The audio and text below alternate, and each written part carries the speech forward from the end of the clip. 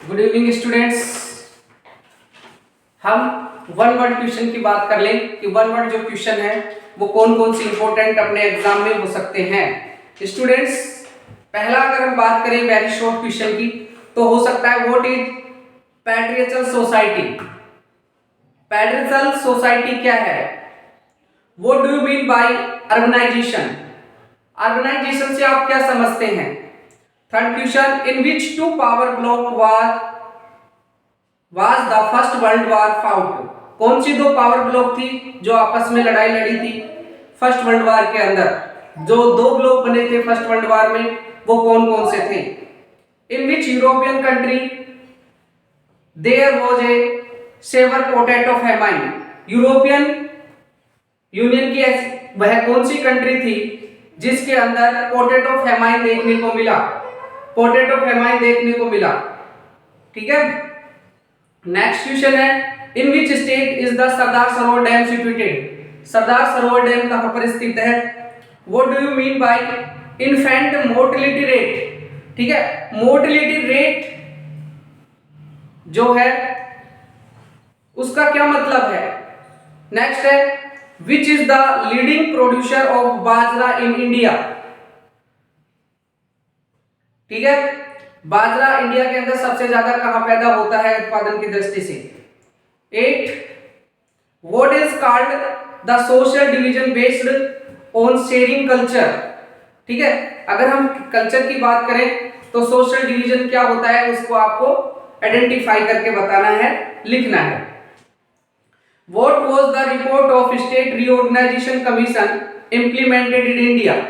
कि जो state reorganisation commission बना था 1953 में 1953 में लागू हुआ 1956 में।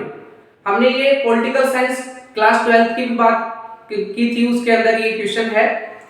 तो आगे मैं बता रहा हूं कि in which year did the black power movement start and when did it come to an end? कह रहे हैं कि किस ईयर के अंदर ब्लैक पावर मूवमेंट स्टार्ट हुआ था और कब ये खत्म हुआ था। नेक्स्ट क्वेश्चन है, how can employment be increased in urban area? कि अर्बन एरिया के अंदर कैसे एम्प्लॉयमेंट ज्यादा इंक्रीज हो रहा है, क्या रीजन है उसके बताने हैं। What do you mean bye foreign investment? Foreign investment से आप क्या समझते हैं? ये भी इंपॉर्टेंट क्वेश्चन है स्टूडेंट्स।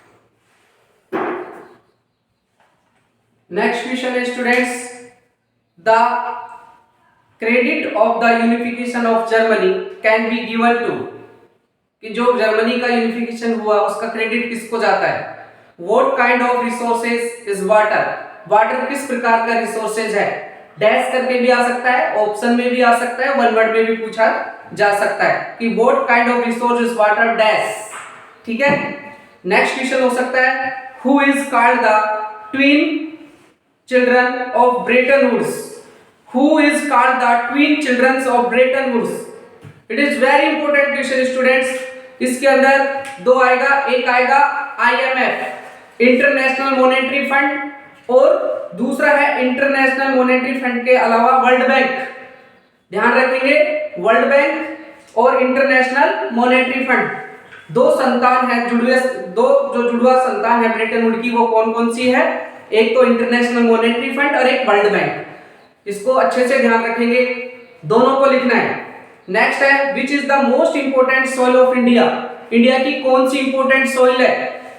ठीक है, वो बतानी है, मैंने लास्ट वीडियो में बताया था।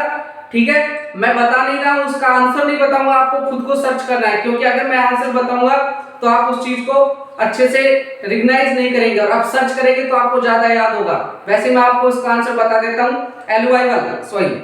In which year a special tiger project was launched for the conservation of tiger? Next question है, in which year a special tiger project was launched for the conservation of tigers? ठीक है, ये आएगा छोटे question में, option में भी आ सकता है, वैसे भी आ सकता है, फिल इन द ब्लैंक्स में भी आ सकता है। और ये चीज भी ध्यान रखें कि अगर फॉरेस्ट कंजर्वेशन का आ जाए तो वो कौन सा आएगा? दोनों में 1 ईयर का डिफरेंस है। एक आप सबको पता है, मेरे से मत पूछिए, उसका आंसर आपको सर्च करना है। ठीक है, कौन कौन सा हो सकता है इसके अंदर। नेक्स्ट है, where was Sinhala declared the official language in Sri Lanka. When was Sri Lanka declared the official language in Sri Lanka. ठीक है, श्रीलंका के अंदर जो सिंगली लैंग्वेज थी, जिसको हम सिनाला बोलते हैं, सिंगली जो लैंग्वेज थी, इसको ऑफिशियल लैंग्वेज का दर्जा कब दिया गया? क्वेश्चन इंपोर्टेंट है स्टूडेंट्स। उसके अलावा in how many ways are federal government, ठीक है, कि फेडरल गवर्नमेंट के कितने वेज होते हैं उसको बताइए। नेक्स्ट है 9 वाला question, on what thinking is communal politics based, ठीक है, किस आधार पर जो कम्युनल पॉलिटिक्स है वो अपना वर्क करती है, काम करती है, किस आधार पर वो काम करती है। नेक्स्ट क्वेश्चन है, इसका आंसर मैं बता देता हूं आपको, a belief that religions from the basic of common identity, ठीक है, कॉमन आइडेंटिटी, ध्यान रखेंगे इसको, रिलीजन के आधार पर, किसके आधार पर? रिलीजियंस के आधार पर। नेक्स्ट है, it is a suitable criteria for the comparing the development of 2 और मोर कंट्रीज। अगर हम 2 कंट्रियों के बारे में अगर उसका देखें कि जो कंपेयर करें उस कंट्री की, कौन सा डेवलप है कौन सा अनडेवलप है, तो उसका पता हम किससे लगा सकते हैं, ठीक है, ऑप्शन दे देगा वो, ठीक है, national income, per capita income, ठीक है, हेल्थ या लिटरेसी रेट। तो आपको मैंने पहले ही बताया था इसका करेक्ट आंसर क्या आएगा, ठीक है, उसको आपको करना है। नेक्स्ट है, production of A commodity mostly from natural process is an activity of which sector, ठीक है, नेचुरल सेक्टर से कौन सा सेक्टर जुड़ा हुआ है स्टूडेंट्स? ऑप्शन में दे देगा या फिर ऑप्शन में देकर फिल इन द ब्लैंक्स दे देगा, आपको डैश लगा देगा आगे, तो कौन सा सेक्टर आएगा इसके अंदर जो नेचुरल से कांटेक्ट में रहता है, आप बताएंगे इसको, ठीक है। ये सारे जो क्वेश्चन हैं इसके आप मेरे को कमेंट्स के माध्यम से बताएंगे इसके आंसर क्या क्या हैं।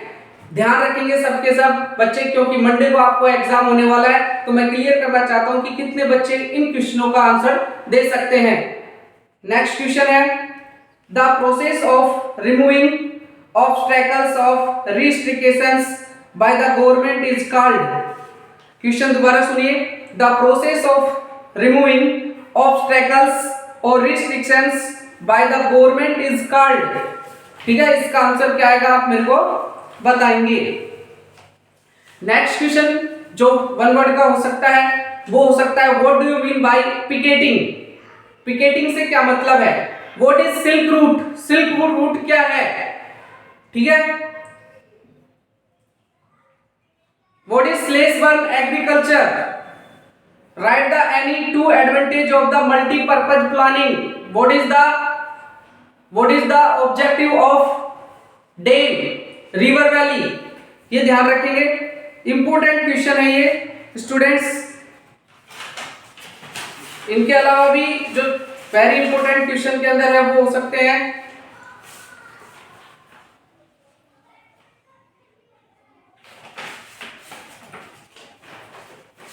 बड़े क्वेश्चनों की अगर हम बात करें स्टूडेंट्स, तो बड़े क्वेश्चन जो 3 नंबर के 4 नंबर के आते हैं उनके अंदर भी क्वेश्चन इंपोर्टेंट बन सकते हैं। जैसे आपसे पूछ लिया जाए कि स्लेश बार जूमिंग एग्रीकल्चर क्या होता है, तो ये ध्यान रखेंगे, मैं नोट करवा रहा हूँ, बार बार इस चीज को बता रहा हूँ।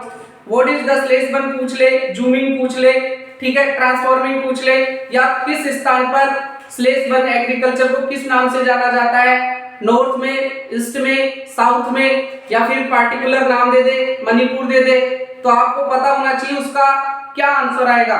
मैंने पहले जो टेस्ट लिए उसके अंदर भी बताया हुआ है, इससे पहले जो वीडियो बनी है 10th क्लास एसएसटी की उसके अंदर भी स्टूडेंट्स मैंने बताया है। ये वीडियो थोड़ा लॉन्ग हो सकता है, लंबा हो सकता है, क्योंकि जो हमारा कल जो एग्जाम है उसके लिए मैं पहले आपको एक बार सारी चीजें कवर करवाना चाहता हूं, जैसे कि आप इन क्वेश्चनों को देखें और अच्छे मार्क्स प्राप्त करें students.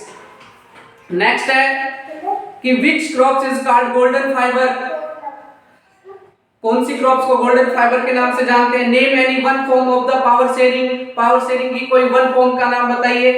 State any one objective of the federal system of government, कोई भी जो हमारी जो फेडरल सिस्टम गवर्नमेंट है उसके एक ऑब्जेक्टिव बताइए क्या है।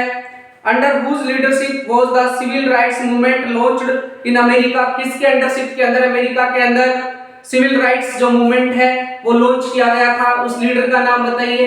ध्यान रखेंगे स्टूडेंट्स। नेक्स्ट क्वेश्चन है व्हाट इज एजेंडा 21। एजेंडा 21 क्या है? Right any two name of service of तृतीय सेक्टर। तृतीय सेक्टर की जो कोई भी दो सर्विस का नाम लिखिए जो तृतीय सेक्टर से संबंधित है, रिलेटिव है, तो उसके जो नाम है वो बताने आपको। फिर बड़े क्वेश्चन जो आते हैं 3 नंबर के 4 नंबर के, उसकी बात कर लेते हैं। इसके अंदर सिविल डिसोबीडियंस मूवमेंट आपसे पूछ सकता है, नर्मदा बचाओ मूवमेंट आपसे पूछ सकता है, फॉर्मल और इनफॉर्मल जो लोन इंस्टीट्यूशन है उसके बारे में पूछ लेगा वो आपसे। उसके अलावा प्राइमरी सेक्टर, सेकेंडरी और तृतीय सेक्टर, इन तीनों में से कोई भी दो दो तीन तीन डिफरेंस पूछ लेगा, दोनों में दो देकर कोई भी इनमें से। ठीक है, प्रेशर ग्रुप क्या होता है उसके बारे में पूछ लेगा, बड़ा क्वेश्चन बनता है प्रेशर ग्रुप के बारे में। सेल्फ हेल्प ग्रुप क्या होते हैं इनके बारे में पूछ लेगा आपसे। ठीक है, आरबीआई का क्या काम है, वर्क है, उसके बारे में पूछ लेगा आपसे स्टूडेंट्स। बैंक के क्या काम है उसके बारे में आपसे पूछ लेगा। उसके अलावा नरेगा, महात्मा गांधी जो नरेगा था, ठीक है, उसके बारे में पूछ लेगा। एमजी नरेगा क्या है, कब शुरू हुआ, कितने डिस्ट्रिक्ट्स में चल रहा है, कितने दिनों का रोजगार लोगों को दिया जा रहा है। गारंटी एक्ट क्या है, इसका फुल फॉर्म क्या है, पूछ लेगा स्टूडेंट्स। एमजी नरेगा का फुल फॉर्म भी पूछ सकता है वो। इसकी शुरुआत कब हुई, कहां से हुई, वो पूछ सकता है, तो राजस्थान में। तो इन चीजों को आपको अच्छे से याद करना है, अच्छे से इसको कवर करके जाना है। ठीक है, इसके अलावा ऑर्गेनाइज्ड और अनऑर्गेनाइज्ड सेक्टर के बारे में पूछ लेगा स्टूडेंट्स कि ऑर्गेनाइज्ड और अनऑर्गेनाइज्ड सेक्टर कौन कौन से हैं। उसके अलावा पूछेगा यूनिफिकेशन जर्मनी, इटली, ब्रिटेन, ध्यान रखेंगे। उसके अलावा वो पूछ सकता है नेपोलियन बोनापार्ट का स्कैरिफाई योगदान पूछ लेगा, तो वो आपको अच्छे से आना चाहिए। ठीक है,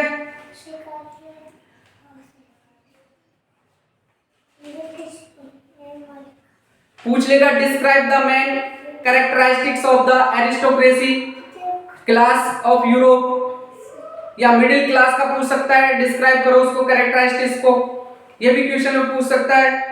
स्टूडेंट्स इंपॉर्टेंट क्वेश्चन है, इसको आपको अच्छे से लर्न करना है।